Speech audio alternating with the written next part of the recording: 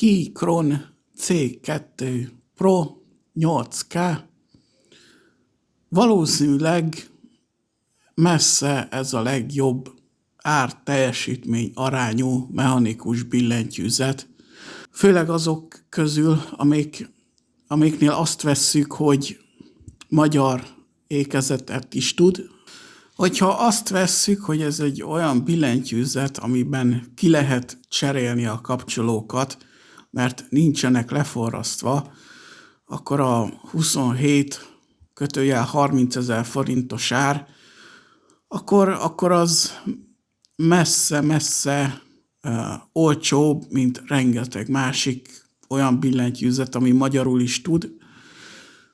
És természetesen nem beszélnék erről a billentyűzetről, hogyha nem lehetne kapni ilyen normálisabb színbe, mert ugye előfordulnak olyan billentyűzetek, amik valami nagyon hülye színbe adják ki, hogy kék színű, vagy lila színű, vagy ilyesmi, de ennek normális színe van.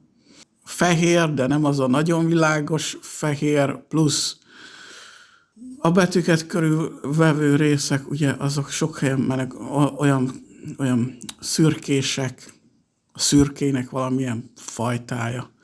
Lehet, hogy ez majdnem tökéletes billentyűzet, hogy például ugye van rajta jobb oldalt fent egy olyan LED is, ami azt mutatja, hogy Mac vagy Win rendszerre van kapcsolva a billentyűzet, és úgy láttam, hogy sehol nem lehet két LED-nek a világítását kikapcsolni. Hát egyrészt nagyon felesleges volt emiatt a egyszer beállítandó dolog miatt kitenni a külön ledeket a billentyűzetre, de így, hogy ki se lehet kapcsolni, hanem csak így leragasztani. Ez voltaképpen megakadályozza azt, hogy ez a billentyűzet 100%-osan tökéletes legyen.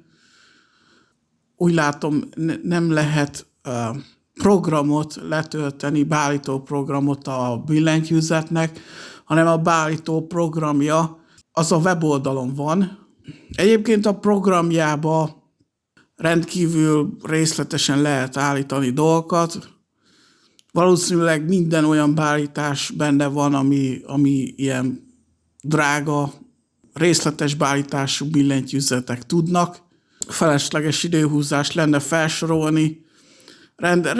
Rendkívül részletes beállítási lehetőségek. Mindenfajta makrózási beállítási lehetőség, mindenféle világítás beállítási lehetőség.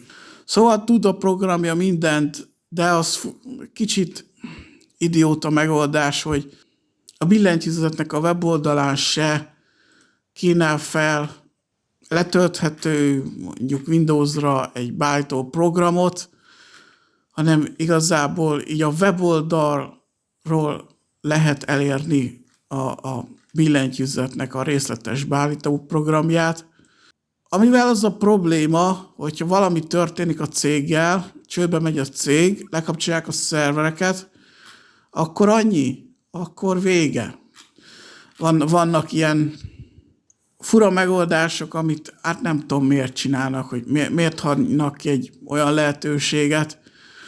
Ráadásul, hogyha weboldalhoz tudnak egy nagyon részletes billentyűzet beállító programot csinálni, akkor a Windowsra még könnyebben meg tudnák ugyanazt csinálni.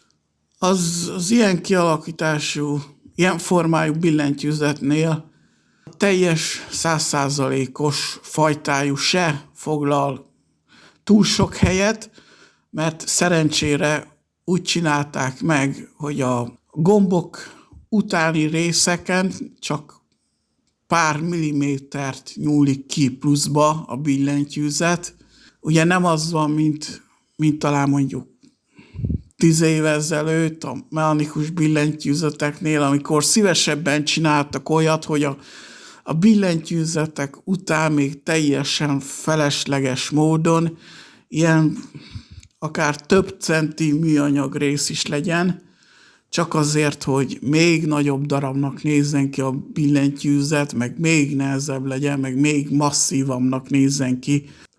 Ami szintén talán pozitív dolog, hogy nincsen a billentyűzetből kivezető kábel ráforrasztva a billentyűzetre, hanem egy ilyen kihúzható, bedugható kábel van. Nem is tudom, talán USB-C lehet, ami bedugódik a billentyűzetbe. Na mindegy is. A lényeg, hogy voltak éppen nem kell attól félni, hogy eltörik a kábel. Valószínűleg azt hiszem már mondtam, de a világítása rendkívül részletesen állítható. De többet nem akarok a világításról beszélni, mert eleve én nem szeretem, amikor egy billentyűzet világít, mert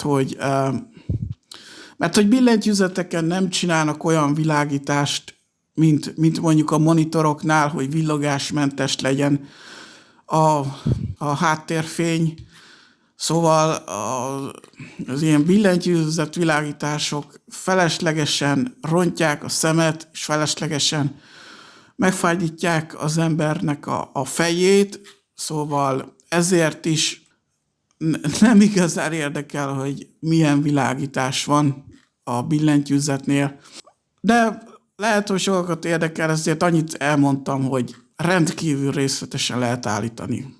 Nem tudom, kik azok az őrültek, akik mondjuk Mac OS-t vagy Linuxot használnak, de a leírás szerint azokkal is teljes mértékben működik a billentyűzet, szóval nem lesz ilyen driver problémák. Ami viszont egy értelmesen fontosabb dolgok közé tartozik, hogy a billentyűzetbe tettek olyan rétegeket, ami ilyen puhító réteg, ilyen valamilyen ugye mesterséges hab réteg. Ugye egyrészt valószínűleg azért, hogy a mechanikus billentyűzetnek a leütése szebben hangozzon, plusz valószínűleg gyengíti azt az érzést, amikor a kemény réteghez hozzácsapódik ugye a mechanikus billentyűzet, mert hogyha van valami egy-két ilyen puha réteg alul, akkor az valószínűleg gyengít így a merevségen, és akkor lehet, hogy amiatt kellemesebb lesz az ujjnak, akkor lehet amiatt kevésbé lesz merevebb visszaütés. Szóval ilyen van a leírásban. Fejlett hangszigetelő habbal és akusztikus alsó burkolattal rendelkezik a kielégítő puha és tömör gépelési hangzásért, valamint rugalmas EPDM habbal és szilikon alsó betéttel a kiváló billentyű kapcsoló támogatás válaszidő és tartóság érdekében. A billentyűzet sapkákra ilyen marketing szöveget ír. Egyébként így a billentyűzet sapkák engem eléggé hidegen hagynak. OSA profilú, dupla lövésű PBT billentyű sapkák. Hát ugye itt ez automatikus fordítás. Az OSA profilú billentyűzet sapkák magassága hasonló az OM profiléhoz, és SA-szerű alakúak. A PBT billentyűzet sapkák kiváló olajállóságot biztosítanak, fokozzák a betűérzetet és megakadályozzák a feliratok elhalványulását. Üzem közben cserélhető.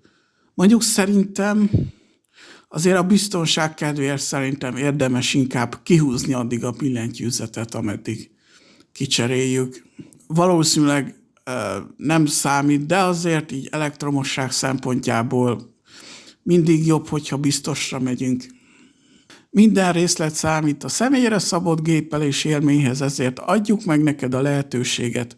A C2 Pro 8K összes kapcsolóját hot swap-elheted szinte az összes piacon kapható 3 és 5 tűs MX stílusú mechanikus kapcsolóval, belértve Cherry, Gate-Eron, Coil, Panda, stb.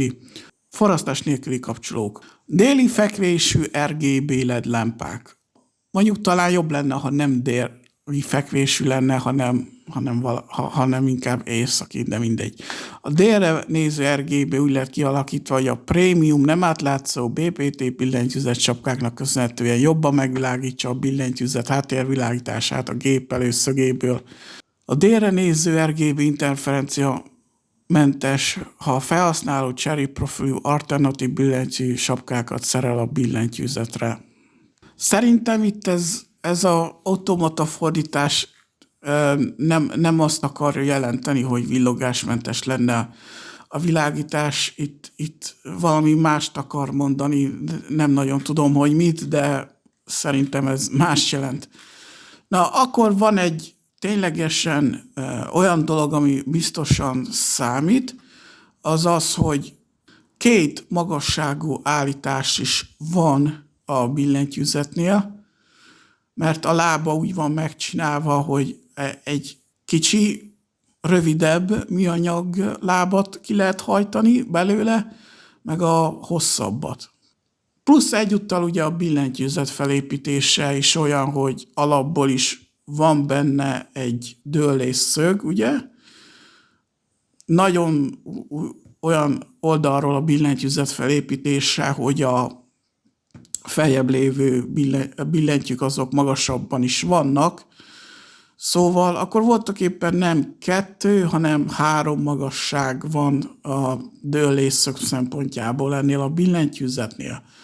Egyébként van egy apróság, amit elfelejtettek ennél a billentyűzetnél megcsinálni, ez pedig az, hogy a legalsó helyen lévő billentyűzet sapkák, az a déli fekvésű része, az lefele legyen görbítve, mert hát az úgy kellemesebb gépelésnél és játéknál is. Aki látott már olyat, észrevett már olyat, hogy vannak olyan billentyűzetek, azok valószínűleg tudják, hogy miről beszélek. Hát szóval ebből is látszik, hogy hát vannak olyan apróságok, amire nem gondoltak ennél a billentyűzetnél sem. Pedig voltak éppen megtehetnék. Ezt a magyar billentyűzetet 3 fajta kapcsolóval, gombbal árulják. Red lineáris, ahol a lenyomási erő az 45.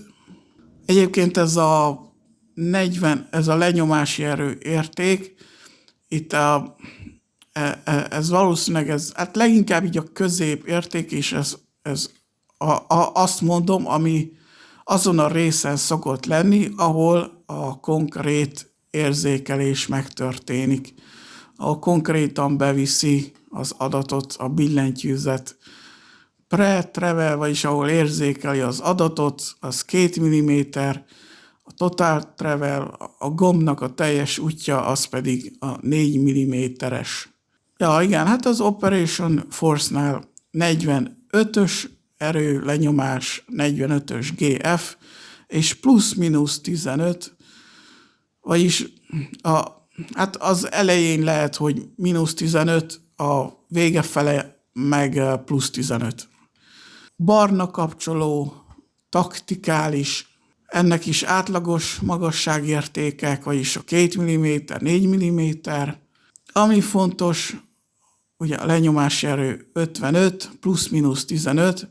Ami fontos, hogy ennél a taktikainál a kiugró domb rész az 0,5 mm-nél van, kb. Vagyis akkor úgy érezzük, hogy a lenyomásnak valahol a legelején, hát voltak éppen gyakorlatban azt a legelején érezzük úgy, hogy a legelején nehéz leütni, utána meg beesik. Akkor van egy sárga switch kapcsoló, az is taktikai, csak ennek a Operation Force értéke egy nagyon kicsit nagyobb, mint a barnának, viszont a plusz-minusz értéke az meg kisebb, nem 15, hanem 8, pre-travel 2 mm, az érzékelés 2 mm-nél történik meg, de viszont, ami például az én számomra pozitív dolog, hogy a teljes gombnak az útja az nem 4 mm, hanem 3,4. Én szeretem, hogyha minél rövidebb a gombnak az útja. Az ábra szerint például 1,5 mm-nél nagy mértékben lecsökken az ellenállás, és 40-es lesz a GF erő ellenállás. 60-ról leesünk gyakorlatilag 40-re, és emiatt lehet, hogy egy kicsit ilyen hirtelen belső zuhanás élményt fogunk érezni ennél a gombnál. És ha mind a hármat utáljuk, akkor voltaképpen lecserélhetjük ezeket.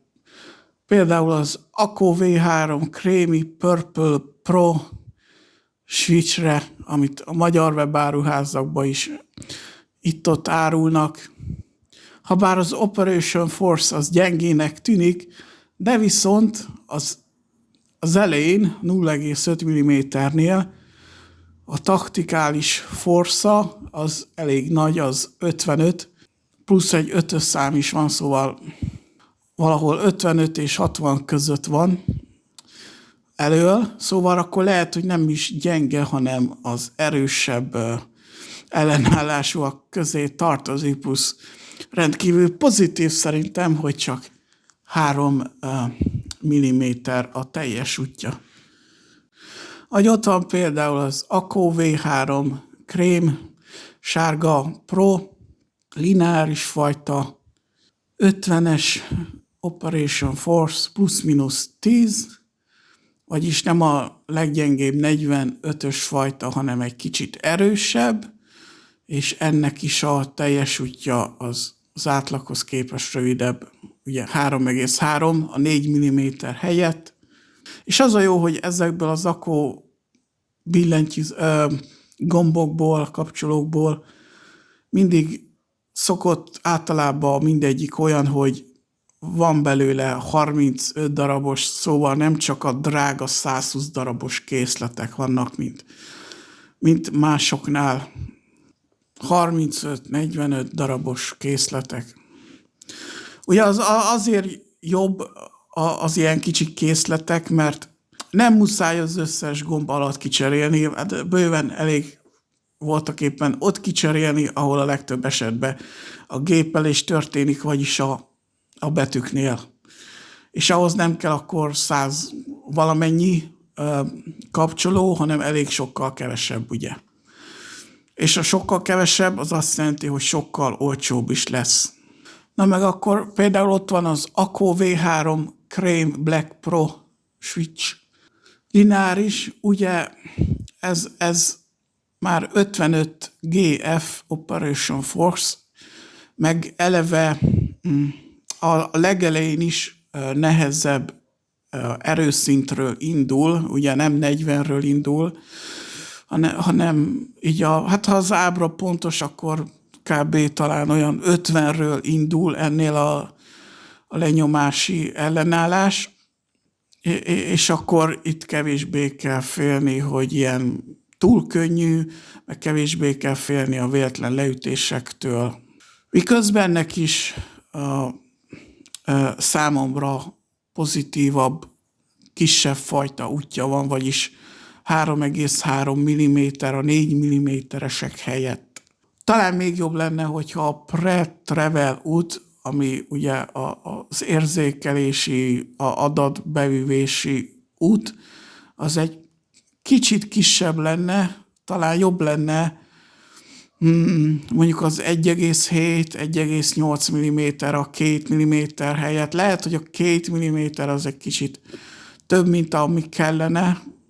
K-IL nevű kapcsolóknál van rengeteg olyan egyébként, ahol nagyon soknak nem 2 mm-nél van a pre-travel, hanem 1,7, 1,8, ilyesmik. Hát úgy vettem észre, hogy úgy szokott lenni, hogy a piros, az a gyenge, de vannak a speciálisok, amik a pirosnál is gyengébbek, az lenyomás ellenállás, akkor a piros után egy kicsit erősebbek a sárgák, a sárgák után egy kicsit erősebbek a feketék, és a feketéknél egy kicsit erősebbek a zöldek.